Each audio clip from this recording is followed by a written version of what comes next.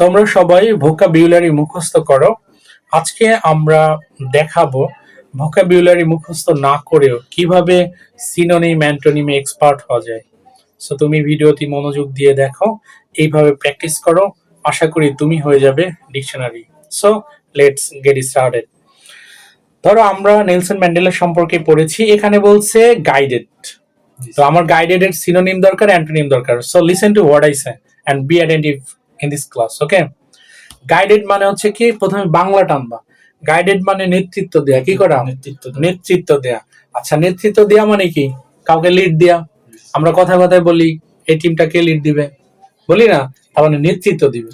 তার মানে তুমি গাইডেড এর সিনোনিম পাইলা লেড। এখানে যেহেতু গাইডেড পাস্ট টেন্স আছে, সো লিড এর পাস্ট ফর্ম লেড নিয়ে নিলা, লেড পাই গেলাম একটা।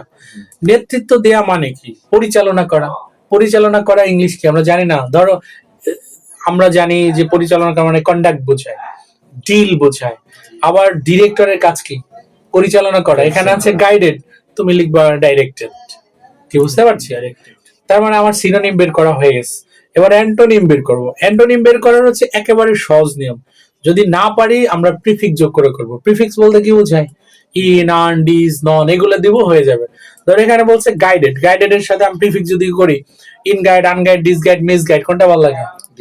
ডিস গাইড, মিস গাইড, কোনটা ভালো লাগে? মিস গাইড ভালো লাগে। সো গাইডেড এর অ্যান্টোনিম পেয়ে গেলাম মিস গাইড, এক্সাক্ট অর্থ। আবার এটা ছাড়া যদি তুমি বের করো, এমনি বের করো। গাইড মানে নেতৃত্ব দেয়া, নেতৃত্ব দেয়া মানে পথ দেখানো। পথ দেখানোর বিপরীত কি, পথ না দেখানো। পথ না দেখানো বলতে কি বোঝায়, পথ ভ্রষ্ট করা।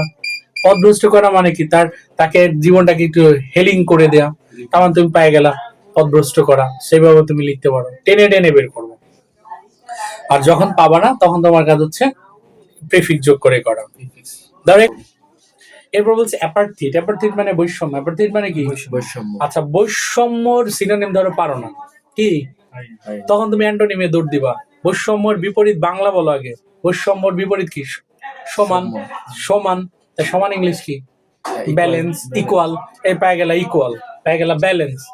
লেভেল মানে কি, সমান। এইবার দেখো, আমি কিন্তু বৈষম্যের ইংলিশ জানতাম না, যার কারণে আমি অ্যান্টোনিম আগে বের করছি। ওই অ্যান্টোনিম থেকে আবার এরে আমি উল্টা করে দিব।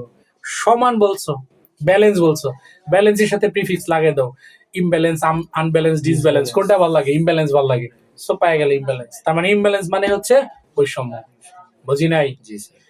এরপরে তুমি বলছো ইকুয়াল, কি, লাগাই দাও আনইকুয়াল, হয়ে গেল অসমান। আবার যদি এক্সাক্টটা বের করতে যাই, তার মানে তুমি বলবা বৈষম্য মানে ডিসক্রিমিনেশন। কি, এটা আমরা ওই যে জেন্ডার ডিসক্রিমিনেশন অনেক ছোট কাল থেকে শুনে অভ্যস্ত। আমার কথা আমার মাথায় নাই, আমি মুখস্থ করবো না, নট অ্যালাউড টু মেমোরাইজ। টেনে টেনে তোমাকে বের করতে হবে। শেকল কি বের করলা? শৃঙ্খল। অ্যান্টোনিম বের করি নাই? হ্যাঁ, তাই বের করো। তুমি ধরা, ধরার বিপরীত কি, ছাড়া, খোলা, ওপেন, ফ্রি করে দেওয়া, ফ্রি। কি বুঝছো? এইভাবে টানো, এইভাবে বের করো, সিম্পলি। এগুলো এত পেঁচানোর কিচ্ছু নাই, বুঝতে পারছি। এরপরে দেখো বলছে রেকনসিলিয়েশন। রেকনসিলিয়েশনের এক্সাক্ট অর্থ পুনর্মিলনী। কি, পুনর্মিলনী বলতে কি বোঝায়, সবাই একত্রিত হওয়া। তো সবাই যখন এক হয় তখন কি হয়, মিটিংস হয়, গ্যাদারিংস হয়। তো রিকনসিলিয়েশন দিতে পারো, মিটিং দিতে পারো, গ্যাদারিং দিতে পারো, প্রসেশন। বুঝতে পারছি। আবার এটা বোঝাইছে সবাই একত্রে, তাই না? তাহলে এর বিপরীত কি, তুমি বলছো পুনর্মিলনী। পুনর্মিলনী মানে সবাই এক হওয়া। সবাই এক হওয়ার বিপরীত কি, আলাদা হয়ে যাওয়া। আলাদা ইংলিশ কি, ডিভাইডেড। একা হয়ে যাওয়া, অ্যালোন হয়ে যাওয়া, সেপারেট হয়ে যাওয়া। আলাদা মানে কি, সেপারেট, সেপারেটেড হয়ে যাওয়া, সেপারেট। এখানে যদি নাউন আছে, তুমি বলবা ডিভিশন, তুমি বলবা সেপারেশন। কি বুঝি নাই? সো এইভাবে হচ্ছে তুমি প্র্যাকটিস করবা ভোকাবুলারি। যদি তুমি এইভাবে টেনে টেনে প্র্যাকটিস করো, আশা করি তুমি হয়ে যাবে ডিকশনারি। সো তোমার মুখস্থ করতে হবে না। অনেক টিচার ইনভোক প্রভোক করে, ম্যাম আমি এইভাবে ভোকাবুলারি পড়ি, আমি এইভাবে পড়ি। আমি বলবো তুমি ওইগুলো বাদ দাও, তুমি শাকের স্যারের টেকনিক ফলো করো।